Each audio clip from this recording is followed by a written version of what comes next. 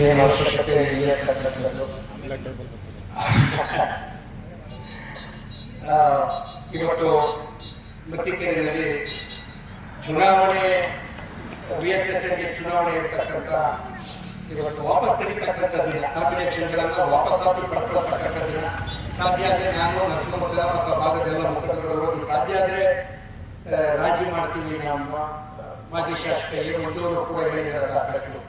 ಎಲ್ಲ ಇಡೀ ಮಾಗಡಿ ತಾಲೂಕಿನ 29 ಸೊಸೈಟಿಗಳಲ್ಲಿ ಎಲ್ಲ ಕಡೆ ಹೋಗಿ ರಾಜಿ ಮಾಡ್ತೀರಿ. ಚಕ್ರವಾಣಿ ಯಾಕೆ ರಾಜಿ ಮಾಡಲಿಲ್ಲ ಅಂತ ನೀನು ಚೇಷ್ಟೆ ಮಾಡಿಬಿಟ್ಟು ನೀನೇ ಮೊದಲು ಡ್ಯೂಟಿ ಮುಗುವತ್ತ ನೀನು ಹಾಲು ಕುಡಿಸ್ತಕ್ಕಂಥ ನಾಟಕ ಅಥವಾ ಬೆಕ್ಕು ಕದ್ದು ಹಾಲು ಕುಡಿತಾ ಇದೆ ನೋಡ್ತಾ ಇದೆ ಅರಿವೆ ಅಂತಕ್ಕಂಥದ್ರಿಂದ ಮಾರ್ಜಾಲ ನ್ಯಾಯವನ್ನ ಮಾಡಿ ಸಮಸ್ತ ನಾಗರಿಕ ಬಂಧುಗಳು ತಿಳುವಳಿಕೆ ಇಲ್ಲಿರ್ತಕ್ಕಂಥವರೆಲ್ಲ ನಿನ್ನ ವಿಷಯ ಅಂದರೆ ಇನ್ನೊಂದು ಈ ವಿಚಾರದಲ್ಲಿ ಹೀಗೆ ನನ್ನ ಕಾಂಕೆಲ್ಲ ಪರಣ ಆಗ್ತಕ್ಕಂಥ ವಿಚಾರ ಇಲ್ಲೇ ಲಲ್ಲೂ ಪ್ರಸಾದ್ ಯಾದವ್ ಅವರು ಎಷ್ಟು ಜನಕ್ಕೆ ಗೊತ್ತಿಲ್ಲ ಕುಳಿತಿರ್ತಕ್ಕಂಥ ದಯಮಾಡಿ ಕೈ ಎತ್ತಿ.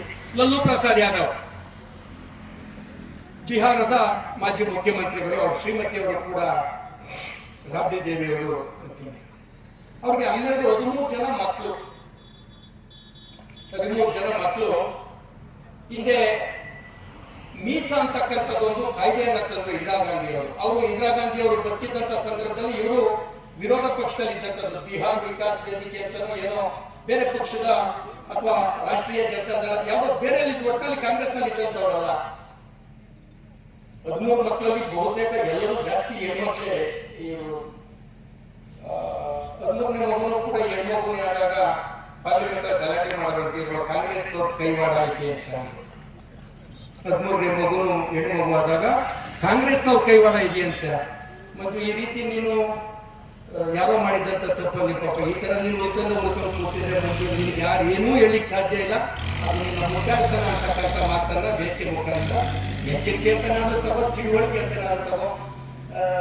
ಎಲ್ಲೋ ಆಗ್ತಕ್ಕಂಥ ಮೀಸಲಾತಿಕತೆ ನಿಂದ ಆಗಬಾರ್ದು, ಸಾಮಾಜಿಕ ಪಾತ್ರ ಇಲ್ಲ ಇಂಥದ್ರ ಬಗ್ಗೆ ಅನ್ನೋಂಥ ವಿಚಾರನ ಹೇಳ್ತಾ ಇಂಥ ಒಂದು ಸಾರ್ಥಕವಾದ ಕೆಲಸಕ್ಕೆ ನಮ್ಮೆಲ್ಲರನ್ನು ಕರೆಸಿ ವೇದಿಕೆಯ ಭಾಗ ಮಾಡಿಕೊಂಡಂಥ ಈ ಆಡಳಿತ ಮಂಡಳಿ, ನಮ್ಮ ಎಲ್ಲ ಸಹಕಾರಿ ಬಂಧುಗಳು, ನಿಮ್ಮೆಲ್ಲರಿಗೂ ವಂಚಿತ ಬಾಲಕೃಷ್ಣ ಅವರು ಮತ್ತೆ ನಮ್ಮ DK ಸುರೇಶ್ ಅವರು ಬರಬೇಕಾಗಿದ್ದಂಥ ದಿನ ಇವತ್ತಾಗಿತ್ತು. ಕಾರಣಾಂತರಗಳಿಂದ ಒಬ್ಬರು ಚುನಾವಣೆ ಕೇರಳ ಬಾಲಕೃಷ್ಣ ಅವರು MP ಅವರು ಕೂಡ ದಾವಣಗೆರೆ ಒಳಗೆ ನಡೀತಾ ಇರ್ತಕ್ಕಂಥ ಚುನಾವಣೆ ಕಾರ್ಯದಲ್ಲಿ ಅವರು ನಿರತರಾಗಿರೋದ್ರಿಂದ ಬರಲಿಕ್ಕಾಗಿಲ್ಲ ಅನ್ನೋಂಥ ವಿಚಾರವನ್ನು ತಮ್ಮೆಲ್ಲರ ಜೊತೆ ಹಂಚಿಕೊಳ್ತಾ ನಿಮ್ಮೆಲ್ಲರಿಗೂ ನಮಸ್ಕಾರಗಳನ್ನು ಹೇಳ್ತಾ ನನ್ನ ಮಾತು ಮುಗಿಸ್ತೀನಿ. ಜೈ ಹಿಂದ್, ಜೈ ಕರ್ನಾಟಕ.